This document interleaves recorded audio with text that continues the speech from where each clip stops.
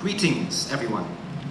If I could travel back in time, I would choose July 4th, 1776, the day that the United States declared its independence. I believe that freedom, justice, and equality are values that we all hold dear. Yet not many people stop to consider the moment when these values were created, the people who laid the foundations for them, or even the challenges these said people had to overcome. Therefore, I, as a history enthusiast, would like to take you on a journey of exploration through this critical juncture in history. I imagined standing in Independence Hall in Philadelphia, surrounded by individuals who dared to challenge the might of the indomitable British Empire. These were ordinary people, yet the belief and courage in creating a society based upon the universal principles of freedom, justice, and equality is really inspiring. I believe that people should start noticing these people, these founding fathers, and their achievements. Because from studying various time periods in history, I discovered that the significance of this event extends far beyond the United States. It inspired various movements across the globe, whether it be the French Revolution or the decolonization of the 20th century, which truly demonstrated the power of collective action and how working together could truly change the course of history. I believe that this event stands as a testament to the power of unity, of strength, of courage, and of hope, and it inspires me to continue the legacy left by the founding fathers. And in conclusion, July 4th, 1776 signals to me that the fight for freedom is never finished, and that we all should stand together and unite in order to create a future where the universal principles are fully realized. Thank you for listening.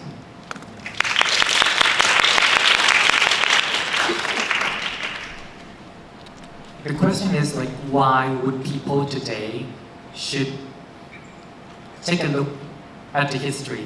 Why should we pay attention to what really happened in the past, long time ago? Well, I believe that many people today believe that history is simply a study of the past.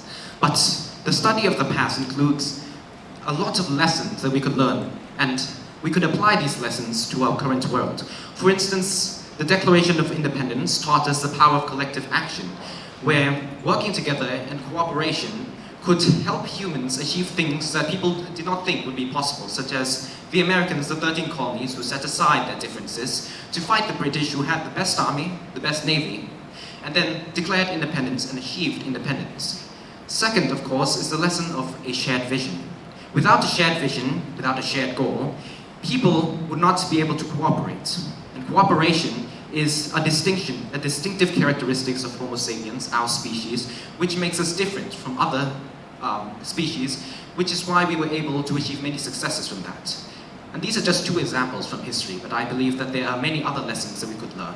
Thank you for your question.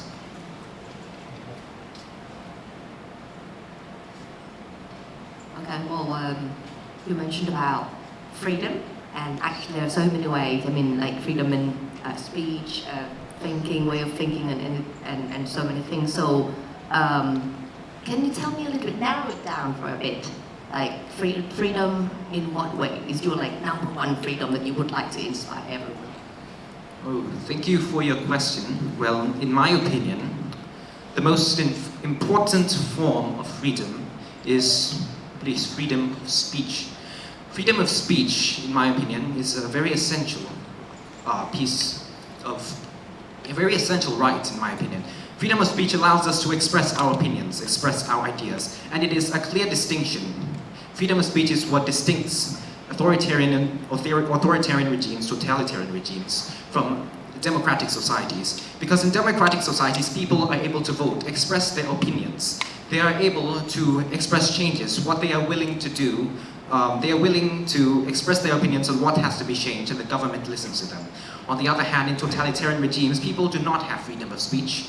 They are not able to express what they believe should be changed, because the government, of course, has censorship and etc.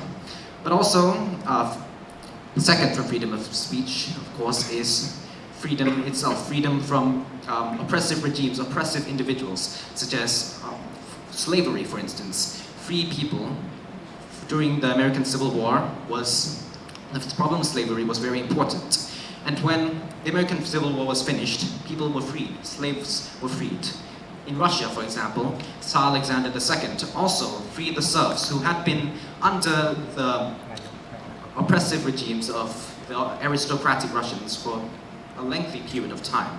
But when they were freed, they finally achieved freedom. It was a beautiful moment, and I believe that these two types of freedom are the most essential. Well, you've clearly done a lot of research into the topic and understand a lot about that amazing date in 1776. But I'd like to ask you, do you think that the spirit of the American dream that's embodied in those core principles, liberty, equality, self-governance, are central to the success of the US today? Yes, I believe that the principles established on that day still remain relevant to the United States' success, because after the Declaration of Independence, the British oppressive rule over the American colonies were finally, of course, finished. It was finished. And then inclusive economic institutions were established, where innovation was encouraged, and of course with innovation comes economic growth. People flocked to the United States of the American dreams because the government would hand out patents to people with innovative ideas, such as Thomas Edison. Thomas Edison received a patent from the United States government to create many of his innovations, such as the light bulb. And this inclusive economic institution promoted sustainable growth, which was why the United States grew sustainably and at a very fast pace in a short amount of time. It is one of the youngest countries, but still one of the most successful. On the other hand, countries that were under European rule during the decolonization of the 20th century, after the Europeans' departure, were left with extractive economic institutions where only the wealthiest 1% benefited from the work and the toiling away in the fields of the rest of the population. This growth, of course, even though it may be great, it is not sustainable, which is seen through the rise and fall of the Soviet Union. At first, in the 1950s, Soviet Union grew rapidly in terms of industry, but then in the 1970s, 1980s, growth slowed, and then it fell in 1991. But the United States is still strong because of its inclusive economic institutions that were established after the Declaration of Independence and the democratic institutions, political institutions that followed it. Thank you. That's a very thorough answer, Yes. thank you, but didn't really address the question, which was about today. You've given a very, very good account, historically, of what it has led to.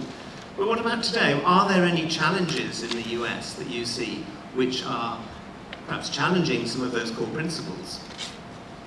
Well, one of the significant issues, of course, is political polarization. When people have too much freedom of speech, there's political polarization. For example, Republicans and Democrats. A poll by the Pew Research Institute I read about a few years ago showed statistics that a few percent of each of the political parties, Democrat and Republican, thought that the other was a threat to national security and that it should be eliminated. This form of political polarization is very dangerous, which was seen in Trump's in January 6th in the Capitol, where supporters of Donald Trump were willing to storm the Capitol in order to achieve their aims. And this form of political polarization between Republican and Democrat, for example, is very threatening and very worrying, which is something that would occur in a place where freedom is exploited a little too much. Okay, great. That's a good answer, and you've justified how